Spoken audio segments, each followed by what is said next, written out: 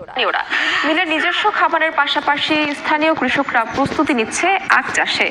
কর্তৃপক্ষ বলছে বন্ধ 6টি চিনিকলের মধ্যে রংপুর চিনিকল তৃতীয় ধাপে চালুর সম্ভাবনা রয়েছে। সে লক্ষ্য নিয়ে আখ চাষ বাড়ানো সহ সার্বিক প্রস্তুতি নেওয়া হচ্ছে। বিপ্লব ইসলামের রিপোর্ট। 4 বছর ধরে বন্ধ থাকায় 35 একর আয়তনের গাইবান্ধার রংপুর চিনিকল চত্বরে আছে জঙ্গলে খোলা আকাশে অযত্ন আছে প্রক্রিয়াজাত করার যন্ত্র ও যানবাহন। গত সময়ে চিনিকলটির মারাই কার্যক্রম পুনরায় শুরুর সরকারি সিদ্ধান্ত আসে। এতে খুশি স্থানীয়রা। মিলের নিজস্ব খামারের পাশাপাশি স্থানীয় কৃষকরা প্রস্তুতি নিচ্ছেন আখ চাষে। দ্রুত কারখানাটি চালুর দাবি। এই মিলগুলো যত 5 বছর নষ্ট হয়ে যাচ্ছে, অন্য অন্য মিলে নিয়ে গেছে গাড়ি ঘোড়া। এই মিলটা পুনরায় চালু হলে ময়মনগঞ্জ আবার উন্নয়নের বন্যা বয়ে যাবে। যে লোকগুলো বসে আছে, যে লোকগুলো ক্ষতিগ্রস্ত হয়ে আছে।